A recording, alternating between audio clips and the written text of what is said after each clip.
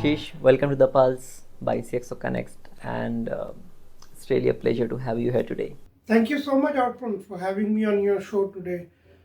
Very interesting topic. I'm looking forward to the interaction with you. So today we are going to discuss on a very critical aspect for any organization, that is the human capital.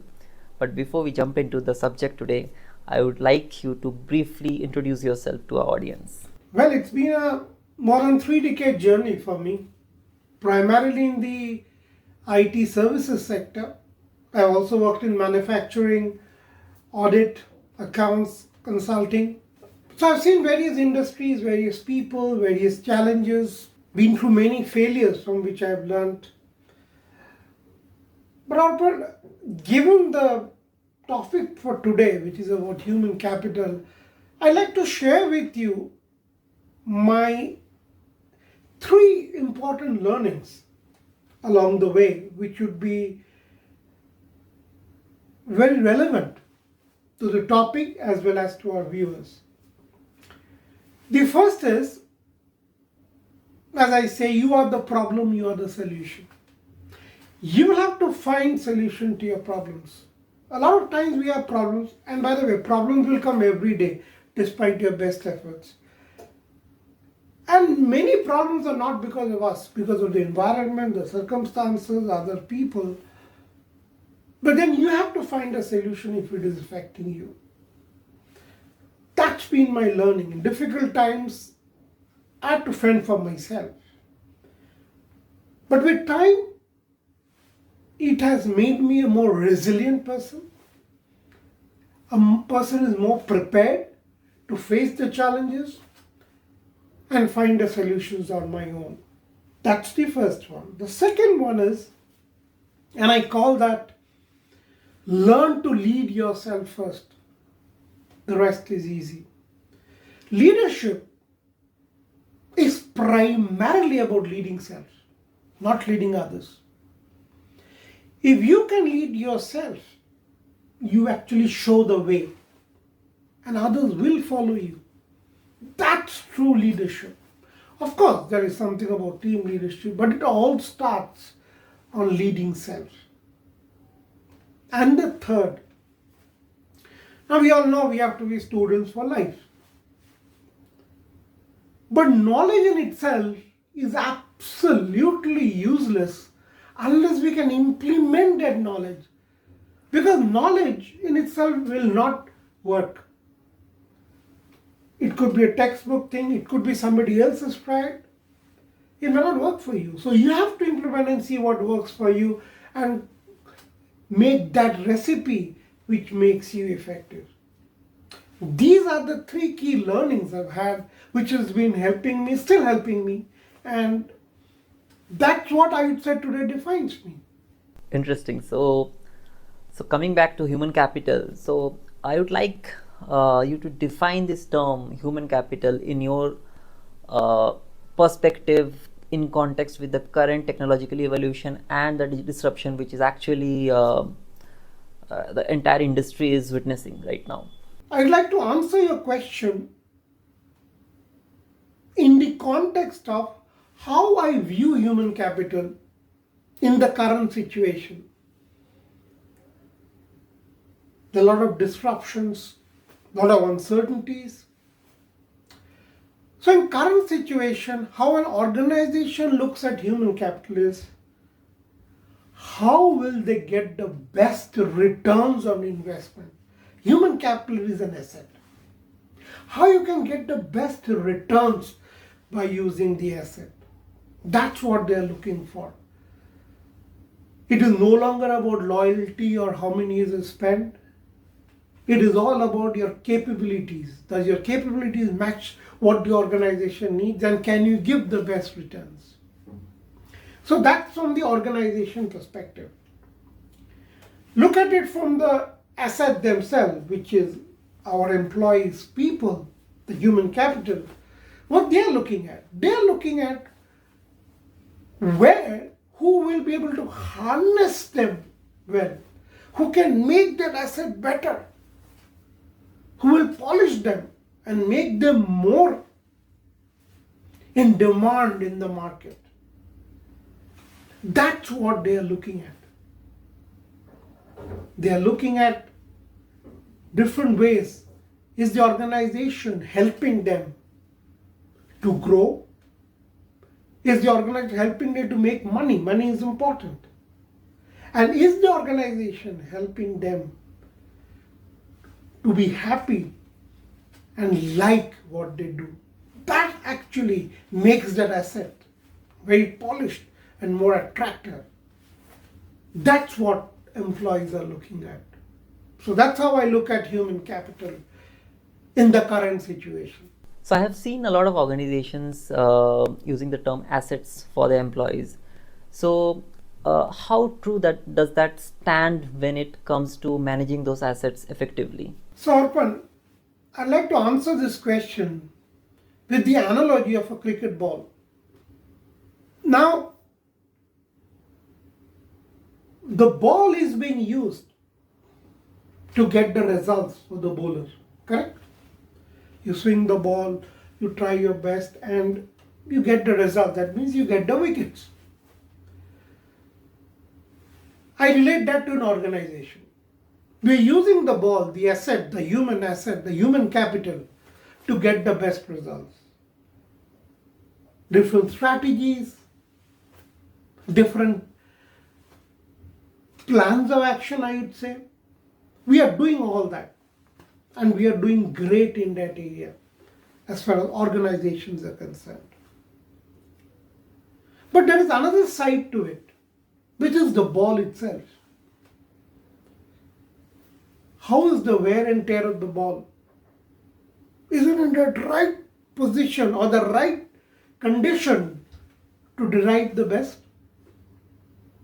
So you see the bowlers polishing at times, right? Shine on the ball. So the ball also has to be maintained so that in itself also you can do some magic. It's just not your hands alone. Which to me is harnessing that capital, trying to make the capital more attractive, better, to be able to help you. And in that area, we are not doing enough. We have to do more. I'm not saying we are not doing it, but we have to do more. The reason for that is, when you do that, employees feel more engaged. When you give attention to that capital, okay, what's your problem, what you can do with them, help them to learn, help them to grow, they feel more engaged. And when employees are engaged, the research to show those companies are in fact more profitable, more productive. So this is the area we have to do more. So the answer to your question is both a yes and no. Yes, we are doing enough in time to use that asset to get those wickets or the results. But are we doing enough to take care of the ball? To look into its wear and tear? A lot still needs to be done in that area. So you have quite a rich experience in the IT services industry, and I would also like to know a bit on the softer side when it comes to skill set, and how crucial is it considering the entire landscape today? Soft skills are everything. So many people have the technical knowledge, but soft skills, they have to do better. And now technical knowledge as such, there is so much of information available on the net, so much to acquiring technical knowledge is not a problem at all in whichever field you are. But soft skills, that comes out of experience. No book will tell you. A lot of people say you must have a course on soft skills. But I feel unless you have experienced it, you wouldn't get the soft skill. And that brings me to what should be the definition of soft skill. Is it just speaking very well in whichever language? Having great flow, oratory? Being a logical mind? Important. But what is more important is your ability to work for others. Your ability to work for others. You could be a superior, but you could have somebody who may not be at your level. Can you work with that person? So there are three areas I look at. One is you are consistently working towards solving problems, addressing concerns, and helping in the long-term growth, not only of self, but also of others, equally so. If you're able to do that, you have the right soft skills. Because as I said, every day you'll face problems and challenges. You can't work in isolation, you have to work with people. And to work with people, you have to influence them. And you can influence them only if you have developed, they trust you. And they'll trust you only and only of those three. Consistently they see that you're helping them in their long-term growth, you're helping to solve their problems, you're helping them to address concerns. This is really the soft skill. We have to learn how to really get ourselves empowered with the skill and try to implement. Both organization as well as employees as well as various learning institutes have to do a lot in making people understand that this is the real skill you need. So that's where all our energy and investment must go. That's really the soft skill I'm talking about. So one last message which you want to share with our audience and viewers who are watching this episode. My message is the same as where I started. The best returns on the capital. That's the right thing to do, and that must continue well from the organization perspective. At the same time, the organization as well as the asset, the employees themselves have to work towards how they can harness the capital, which is trying to build the right culture within the organizations and also helping the employees or employees themselves working towards making themselves a more viable asset, harnessing that capital. They have to see how they can become better through excellent work performance, building the right relationship. That is a soft skill, I would say, because that helps you to build a relationship and continuous learning.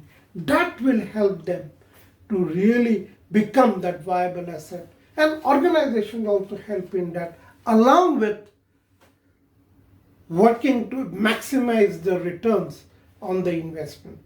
Thank you, Ashish. Thank you for coming down, and I'm really thankful to you for sharing your insights, thoughts, and perspectives with our viewers. Thank you once again.